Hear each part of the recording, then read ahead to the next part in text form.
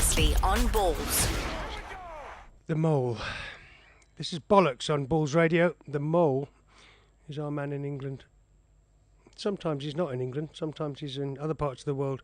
There's been enormous stuff going on, obviously in Britain with the transfer window.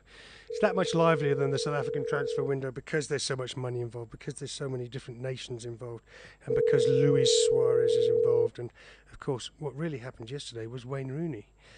And the Wayne Rooney thing absolutely took off yesterday. If we look at what the BBC were talking about, the BBC... First of all, the person you're trying to reach. Oh no, the mole has gone underground. We'll give him another try in a minute. The point being, Rooney, at the last two games of Manchester United season last season, including the one where they picked up the trophy, I think it was against Swindon, Sir Alex Ferguson in his last couple of games decided, I know what I'll do. I'll drop Wayne Rooney and embarrass him and leave him on the sidelines. Then we went into the Sir Alex Ferguson leaving situation and all that went on, and Wayne Rooney was kind of left up in the air amid claims that he put in a transfer request and that he was going to leave Man United. And David Moyes, who was Wayne Rooney's coach as he came through at Everton in his younger days, where Wayne Rooney started at Everton, there was some fallout between Moyes and Rooney. There was actually a legal action taken over the book that Wayne Rooney put out. About his relationship with David Moyes. Then David Moyes turns up at Man United. We all think, well, what's going to happen here? Will it go back to the old Rooney Moyes happy as Larry situation that was at Everton for a long time, or will David Moyes find it difficult to cope with the new Wayne Rooney, the Man United Wayne Rooney? It's going to be a very, very difficult situation. We knew that. And then David Moyes a couple of days ago, amid all this speculation, said, well, if Robin van Persie gets injured, it would be very useful to have Wayne Rooney. And, of course, that's basically saying that Wayne Rooney is going to be his second choice. Absolutely phenomenal. Looking through the BBC website this morning and yesterday... Hello. Is that the Mole? Mr. C. The Good Mole? Morning. How are you? How long does it take? Do you have to come up from underground up through the old molehill and take the phone call upstairs? Listen, the sun shines out, mate. I've got to make the most of it. Excellent, mate. Listen, Molly, I'm just talking about the Wayne Rooney situation. I've just talked through about how, David Moyes and him have a history. Then Moyes turns up at United. And then David Moyes, a couple of days ago, saying if Robin van Persie gets injured, it's useful to have Wayne as a backup, almost suggesting that he's a number two. And then, of course, the bid from Chelsea. What can you tell us, Molly? Well, I think if you go back to what we said, a couple of weeks ago now, it was. I think the writing's been on the card for a long while. It's just, again, it's the gamesmanship going on, and Man United obviously want to try and destabilise what's going on. I would imagine saves them money. They don't want to allow him to go without him putting in a transfer request, which is what has gone on the last few years. Yeah. A lot of these big names that have rocked the boat. I mean, especially we know from Arsenal with what's gone on. You don't. It's easy for the agents to agitate and make it untenable for these guys to stay there. But they don't end up putting in a transfer request, and then the teams are losing the 10% because they have to give it to the player, etc., etc. I think if you look at what's going on at Man United, you've got the one hand saying, "No, we don't want to sell him, and he's not going anywhere," and. But yet they're pushing him out with the other end, aren't they? I mean, you've got as you said, the comments the other day are just like mind blowing, really. He's all right to sit on the bench for Van Persie. I mean, do me a favour. It's a World Cup here. Is Wayne Rooney going to sit there and listen to that kind of carry on? No chance. It's not happening, is it? Exactly. So I wouldn't have thought so. So 20 million. What do we think it was? A 20 million bid. There was talk of a swap deal involving Mata and 10 million and all that kind of stuff. Well, they rubbished that, didn't they? That seems to have caused a lot of consternation again with the media over here. That there's one newspaper running a story that they only offered 10 million, which is the one. There's another one saying, no, it was 20 million. Then there's another one saying it was players plus money, which Chelsea have now strongly sort of come out and said, no, there was no players involved. But, I mean, for a lot of yesterday, it was mentioned that Chelsea were prepared to throw in David Luiz and or one of Mata or Hazard. Now, Man United have then sort of got the ump saying, well, why would we want one of them? And Chelsea is saying, hold on, no, it's Man United causing problems, saying that we're prepared to get rid of one of them players.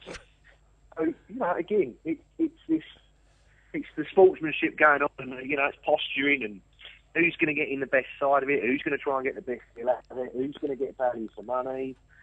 And then still Rooney sits in the middle. Absolutely, man. And Arsenal sit without any bloody players. I've got Mguena, he's at Kubes101 on Twitter, saying to me and to you, Wenger lost out on Cavani to PSG with Rooney leaning towards Chelsea. Why don't Arsenal go for Zlatan Ibrahimovic? I haven't heard that one yet. Zlatan's, apparently there was a thing last week that Man City were going to look at Ibrahimovic because he's had his nose put out because of Cavani joining. But, I mean, let's be honest, I think the three big boys now are signed which is completely and utter monopoly money. I mean, The fact that Hulk is supposedly going to join Falcao at Monaco, I mean, where does that leave you? What does that tell you about the finances in football now? Why would you want to go to Monaco? Purely because of the money. I mean, these guys just don't care where they're going anymore. No. Then they wonder why people get labelled as mercenary. But it's all about the Russian millionaire, you've got Falcao's gone to Monaco, Hulk looks as if he's going to go to Monaco, and Cavani's gone to PSG. So you've got the 55, 60 million pound transfers out of the way. Now that frees up a lot of money for where these players have come from.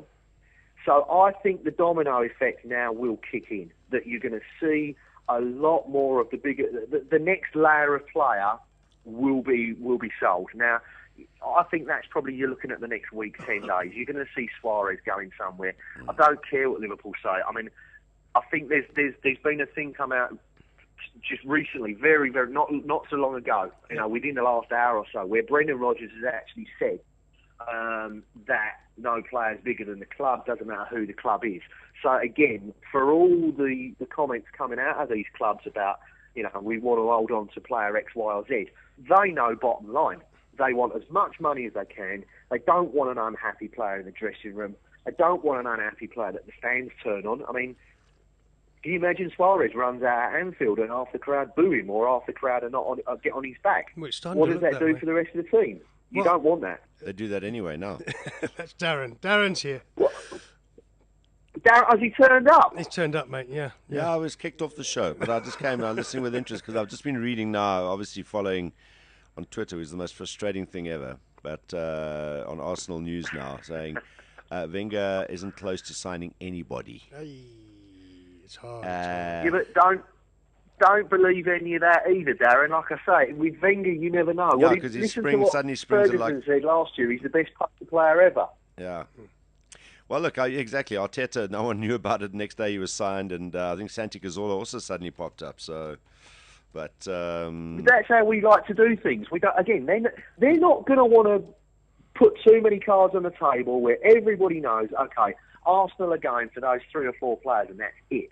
Again, the prices goes up. They want to try and do as much as they can under the table and behind closed doors as possible. With Twitter and the media and the way it is at the moment, that's not possible anymore. Somebody gets a whiff of it. I mean, in the good old days, you could buy a player and the next minute the guys stand on the pitch with an Arsenal shirt on and you think, jeez, didn't see that one coming. Yeah. Now, it's impossible to keep everybody quiet. Somebody says, Arsenal are talking to Darren Scott in South Africa and he's going to get signed. And then it's all over the place. And Arsenal thinking, hold on a minute, we wanted that to be kept quiet until we sign him because Chelsea, Man City, Monaco, PSG could come along and offer you more money, offer the club more of a bigger transfer fee, and then you think, no, do I really want to sign for them now? Yeah. So it is a problem. I think that's why they try and keep it so quiet. I heard reliably during the week that he's already got 2 done and dusted, and he's going to suddenly come out and announce 3 superstars at the same time.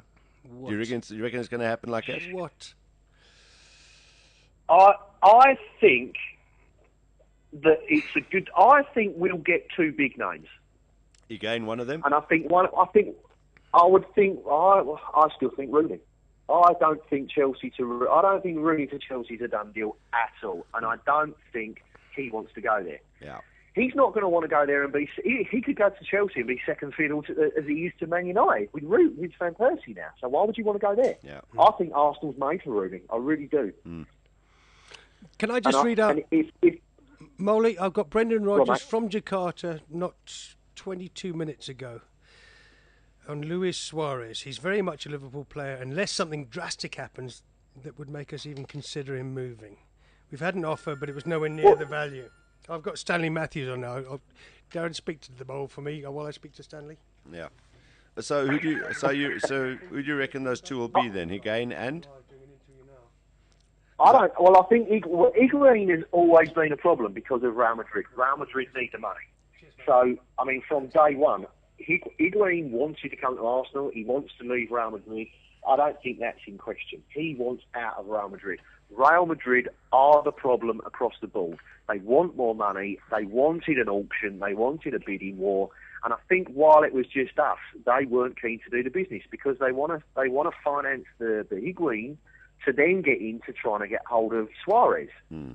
That's not. I mean, this morning it's all over the place here that they now want 40 million because Napoli have thrown their name into the ring, and Napoli have got the money that's come through as well now. So again, you've got teams all of a sudden that were waiting on a couple of sales of players that have now got money that are now looking at somebody else. So it's that domino effect that's going to kick in. I think the next 2 weeks are going to be really interesting, and I think you'll see a few players going to places that you would never have thought of. And there's going to be a couple of big names that are going to get sold that you never thought would get sold. The one this morning that I think will interest Neal is Gareth Bale to Man United for 60 million. Yeah, I saw that. It was the Daily Mirror, wasn't it, this morning? I saw that. It was old John Cross, my old mate John Cross, running a story there that 16 million Bale to Man United. Suddenly it all hatches again. But then as you say, Neil, the problem in England and the fact with the media is everything that's linked and they put a Man United name on it, it sells a story or it gets a hit on the internet. I mean, Man United have gone from Thiago to Fabregas to Bale all of a sudden now. I mean, they can't be linked with anybody else, can they? I mean, it's like, I think Thiago, somebody's coming up, stick Man United with him because they're bound to want him. Because Thiago going to Bayern was a real blow for Man United, I think. I see Alvaro Negredo from, we'll go to Man City from Sevilla. It's just a medical to go. But they're still talking about Stefan Jovetic from Fiorentina, the one that Arsenal was so interested in. It will happen there at Man City. Jovetic, again, I think the money went, again, it's another one that's gone stupid. Did we ever want him? Question mark. Yes, he liked him, for sure. Did we ever put in a bid? Were we ever that interested? I don't know. I mean, again, there's a few of these stories that keep cropping up. Arsenal have lost out. If Arsenal have lost out on a player and he's joined Southampton, do me a favour. Were we ever interested? Not a chance. Molly, as always, mate. This guy from Celtic. We've lost out from the guy from Celtic because he's gone to Southampton. That's really? Right. He's the Kenyan lad. What's his name? Wanyama. He's gone Celtic to Southampton. He's involved with Rob Moore and all that lot. A lot of South African guys know him. Okay, listen, Molly, I've got Stanley Matthews from SuperSport on. You wouldn't come with me to watch SuperSport Manchester City over the weekend because you're 5,000 miles away. But I'm going to speak to Stanley Matthews about his team, and I'm going to put it to him. A couple of these transfer rumours I'm hearing. All right, Molly, until next week, mate, keep your eye and ear close to the ground, mate. Thank you, Molly. Nice one. Darren, don't slit your wrists. Cheers, mate. He's gone. Cheers, mate. Cheers, Molly. This is Balls Visual Radio.